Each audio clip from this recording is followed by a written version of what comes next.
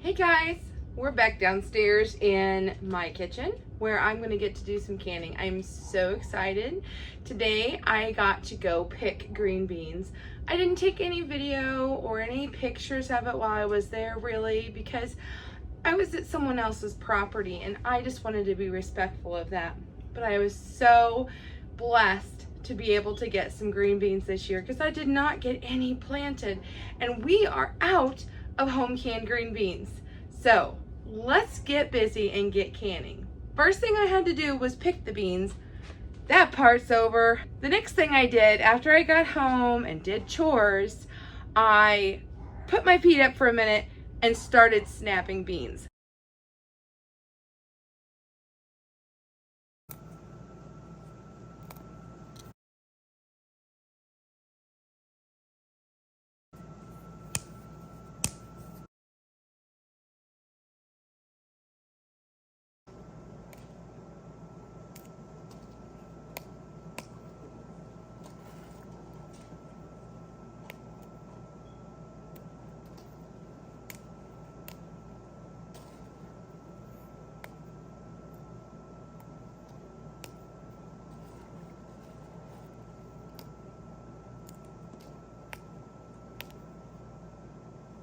I did my beans in about half to third. This is the size of bean that I like. I'm giving them one more quick little rinse here to make sure that I didn't miss anything, because sometimes you get tired and you accidentally put the wrong end in the wrong place. Oh, there's one there. See, that's got a rest spot on it and I don't want that, so it's got to go.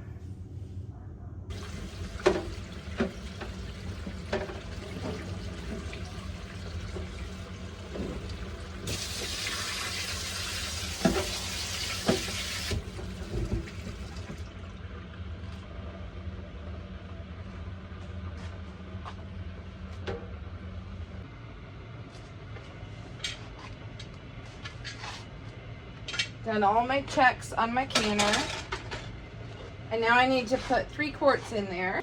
My jars have been washed and cleaned in the dishwasher. They're warm still. I'm putting warm water in the canner.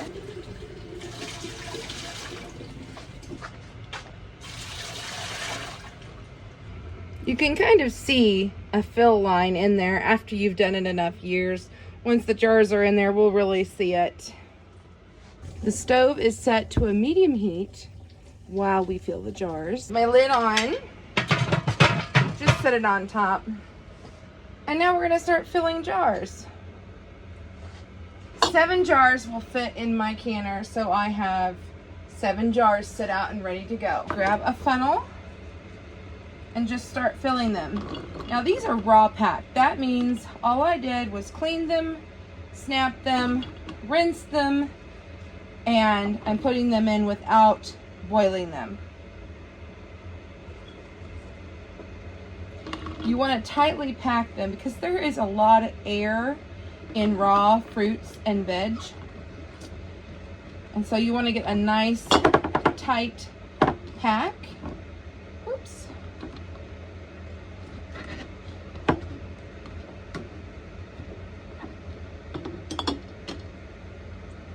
Now you don't want to shove too tight, but you want to make sure that they're down in there.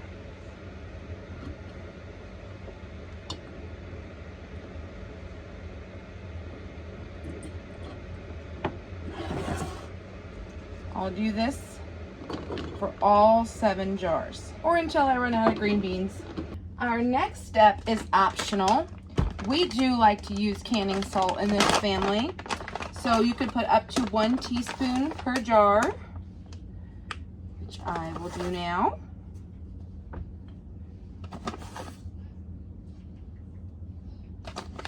This does not in any way affect preserving the beans. This is all about flavor. And then I have hot water. I like to use the instant tea kettle. The electric tea kettle works really well for me. You're going to want to fill this up to the 1-inch mark.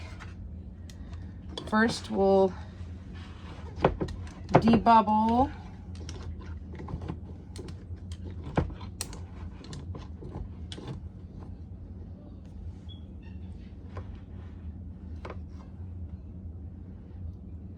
Looks like we're just about there, but we need to add a tiny bit more since we got those bubbles out.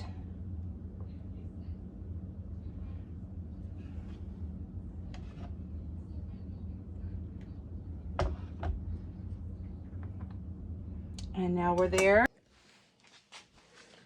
After we debubble and check headspace, grab some vinegar. Whoop! I'm gonna run that around the rim just to make sure I don't have any salt or any debris on there.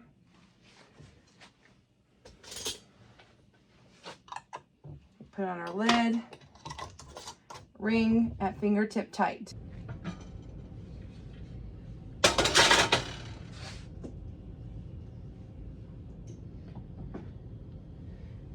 I'll take my jar and add it into my canner.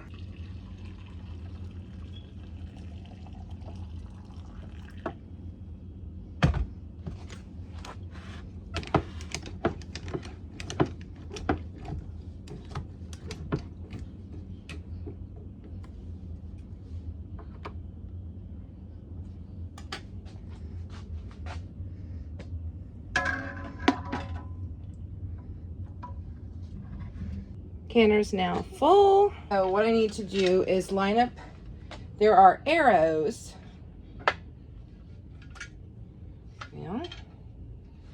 Yeah. There's an arrow on the lid here, and then there's an arrow on the canner. I just need to line them up. I need to turn this one around. I'm gonna turn the heat up to a higher temperature, and I'm going to wait for this to start venting out air before we hit the next step. I'm getting my next canner ready, and I almost forgot this part. I always put a splash of vinegar in there, and that helps because I have hot water here. You can't really see it. Ouch. You can't really see it, but there is steam coming out. So now I'm going to set a timer for 10 minutes. Okay, it has been 10 minutes. Putting that on our vent hole. My other has popped up, so the pressure is going to start building on this canner. I do have this canner started. I had enough beans to be able to do more than one, and my stove can handle it. Be cautious if you choose to do this. Pressure has started to build. We're waiting until it gets right to about, actually the 11 is where I like to sit. Okay, we've reached our 10. We actually went a little over. So I'm gonna have to turn this down just a little bit. We could set our timer 25 minutes.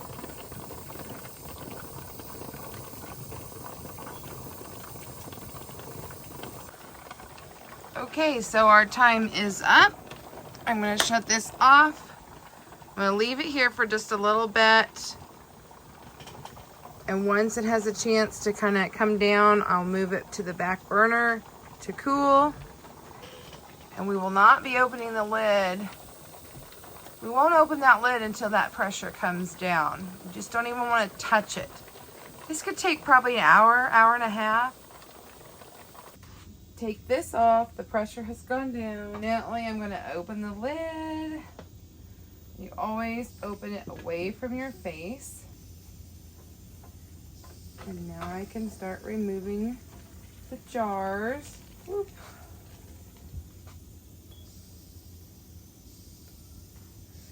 As tempting as it is, don't tilt them. I like to put mine back here because I have a vent up there. I just don't want to take any chances of having jars break or anything.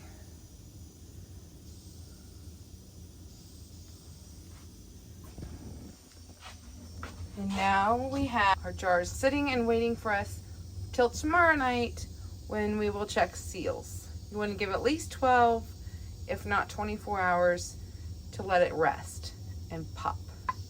Did you hear that? There went the first one.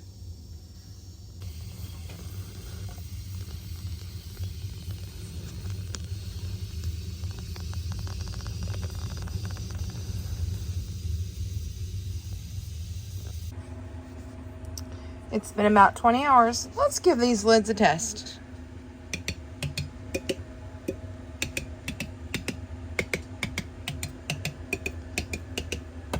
Uh-oh, that one didn't seal.